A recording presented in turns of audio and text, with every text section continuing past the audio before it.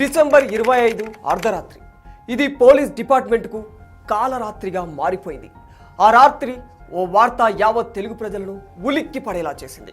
కామారెడ్డి జిల్లా Bikkunuru SI Sai Kumar, Bibipet police స్టేషన్లో విధులు నిర్వహిస్తున్న లేడీ కానిస్టేబుల్ శృతి, బీబీపేట పిఎస్లో కంప్యూటర్ ఆపరేటర్గా పనిచేస్తున్న నిఖిల్, ఈ ముగ్గురి ట్రయాంగిల్ లవ్ స్టోరీకి అడ్లూరు ఎల్లారెడ్డి చెరువులో ఎండ్ కార్డు పడింది. ఈ ఘటన జరిగి వారం రోజులు గడిచిపోతున్నా వీరు ఎలా చనిపోయారన్నది ఓ మిస్టరీగానే కొనసాగుతోంది. ఒక చెరువు, ముగ్గురి చావు, సమాధానం దొరకని 30 ప్రశ్నలు. ఈ సినిమాను తలపించే ట్విస్టులు. అసలు ఈ ముగ్గురు కలిసి అడ్లూరు ఎల్లారెడ్డి పెద్ద చెరువుకు ఎందుకు వెళ్లారు? వీరి శరీరాలపై బలమైన గాయాలు, చెరువు గట్టుపై వీరి వస్తువులు. ఇంతకీ ఇవి హత్యలా, ఆత్మహత్యలా? ఆ రోజు అక్కడ ఏం జరిగింది?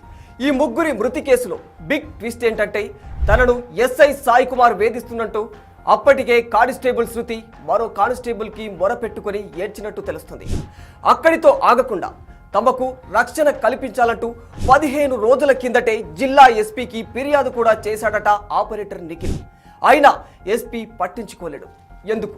అయితే మహిళా కానిస్టేబుల్, ఎస్ఐ, కంప్యూటర్ ఆపరేటర్ ఈ ముగ్గురికి పరిచయాలు ఏర్పడింది మాత్రం బీబీపేటలోనే. ఇక్కడి నుంచి ప్రారంభమైన వీరి పరిచయాల పర్వం చివరకు పెద్ద చెరువులో మృతదేహాలుగా తేలే వరకు వెళ్ళింది. మెదక్ జిల్లా కొల్చారానికి చెందిన సాయి కుమార్ 2018లో ఎస్ఐగా ఎంపికయ్యారు. సాయి కుమార్ది పేద కుటుంబం. కష్టపడి పైకి వచ్చిన ఆయన ఎస్ఐ ఉద్యోగం తర్వాత 2022లో కర్నూలు జిల్లా నంద్యాలకు చెందిన మహాలక్ష్మిని ప్రేమించి పెళ్లి చేసుకున్నారు. వీరిద్దరికీ 2 ఏళ్ల కుమారుడు కూడా ఉన్నాడు. మహాలక్ష్మి ప్రస్తుతం 5 నెలల గర్భవతి. ఇక గాంధారి మండలం గుల్జాల్ గ్రామానికి చెందిన కానిస్టేబుల్ శృతిది కూడా సాధారణ స్థాయి కుటుంబమే. 2014లో కానిస్టేబుల్గా ఎంపికైన ఆమె గాంధారిలో 6 ఏళ్లు, కామారెడ్డిలో 1 ఏడాది పాటు విధులు నిర్వహించింది. గతంలోనే వివాహమై విడాకులు తీసుకున్న శృతి గత 3 ఏళ్లుగా బీబీపేటలో విధులు నిర్వహిస్తోంది. సాయి కుమార్ బీబీపేట ఎస్ఐగా ఉన్న సమయంలోనే ఆమెతో పరిచయం ఏర్పడింది. ఆ తర్వాత వీరిద్దరూ చనువుగా ఉండేవారని స్థానికులు చెబుతున్నారు.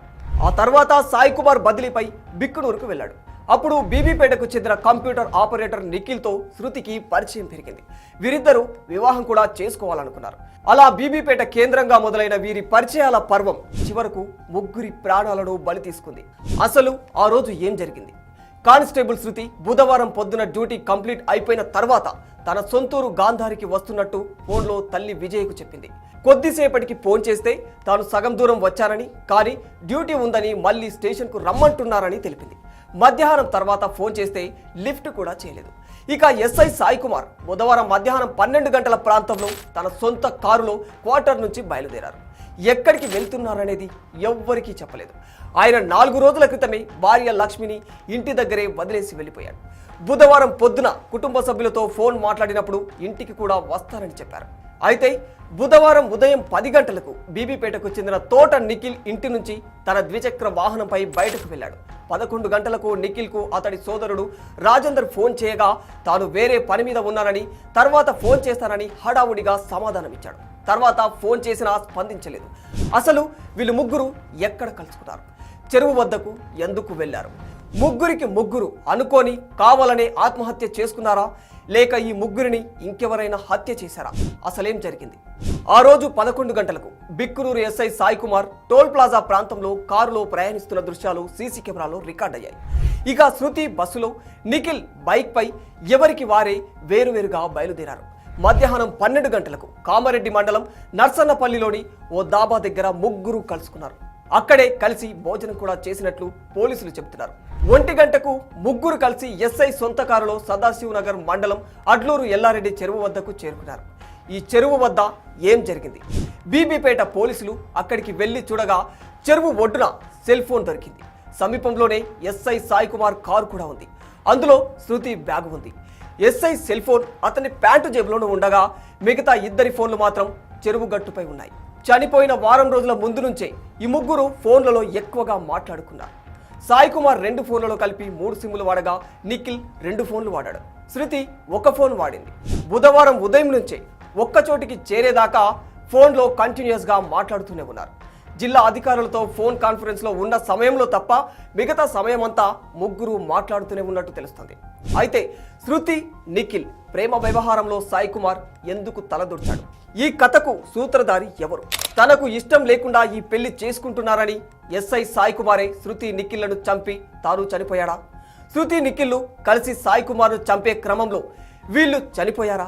లేదా గొడవ పెద్దది కావడంతో ఇద్దరి టార్చర్ భరించలేక శృతి ఆత్మహత్య చేసుకోబోతే కాపాడే క్రమంలో ముగ్గురు చనిపోయారా? ఈ ముగ్గురి మరణం వెనక నాలుగో వ్యక్తి ఉంటే అతని గురించి పోలీసులు ఎందుకు బయట పెట్టడం లేదు?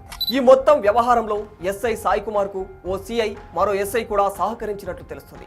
ఇంకా అప్పుడే ఎస్పీ స్పందించి ఉంటే ఈ ఘటన జరిగేది కాదని జనాలు కూడా ఆరోపిస్తున్నారు.